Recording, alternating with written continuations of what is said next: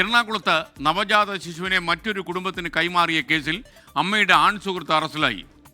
4 ദിവസം പ്രായമുള്ള കുഞ്ഞിനെയാണ് ഇവർ കൈമാറിയത്. കുഞ്ഞിൻ്റെ അമ്മയെ വനിതാ കേന്ദ്രത്തിലേക്ക് മാറ്റിയിട്ടുണ്ട്. വിഷ്ണു സുരേഷ് വിവരങ്ങളുമായി കൊച്ചിയിൽ നിന്ന് തത്സമയം പ്രൈം ടൈമിൽ ചേരുകയാണ്. വിഷ്ണു, വിവരങ്ങൾ. SKN വിവാഹേതര ബന്ധത്തിലുണ്ടായ 4 ദിവസം മാത്രം പ്രായമുള്ള ആൺകുഞ്ഞിനെയാണ് യുവതിയും അതോടൊപ്പം തന്നെ അങ്കമാലി സ്വദേശിയായ ടോണിയും ചേർന്ന് ഉപേക്ഷിച്ചത്.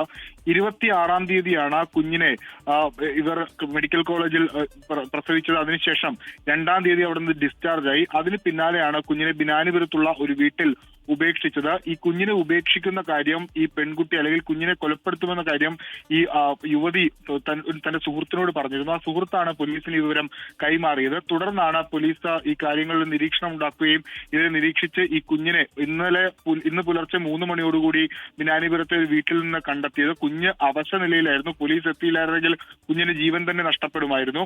തുടർന്ന് ഇവരെ കേന്ദ്രീകരിച്ച് അന്വേഷണം നടത്തിയപ്പോൾ ഇവർ മുനമ്പത്തുള്ള ഒരു ലോഡ്ജിൽ താമസിക്കുകയായിരുന്നു. രണ്ടുപേരെയും കസ്റ്റഡിയിൽ എടുത്തു. കുഞ്ഞിനെയും അതോടൊപ്പം തന്നെ അമ്മയും ആരോഗ്യ പ്രശ്നമുള്ളതിനാൽ മറ്റ് സുരക്ഷിത കേന്ദ്രത്തിലേക്ക് മാറ്റി. ടോണി എന്ന യുവാവിനെ റിമാൻഡ് ചെയ്തിട്ടുണ്ട്. ഇവർ രണ്ടുപേരും മറ്റു വിവാഹം ചെയ്ത ആളുകളാണ്. ഈ യുവതിക്ക് മറ്റൊരു 10 വയസ്സുകാരനായ കുഞ്ഞുണ്ട്. പക്ഷേ ഭർത്താവുമായി അകൽച്ചയിലാണ്. അതിനിടയിലാണ് ഈ ടോണിയുമായി അടുപ്പത്തിലാവുന്നത്.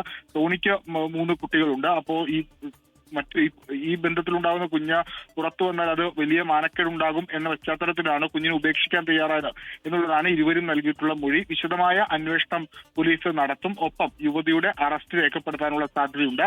നിലവിൽ JJ ആക്ട് പ്രകാരമാണ് കേസെടുത്തിരിക്കുന്നത്. Okay, thank you Vishnu.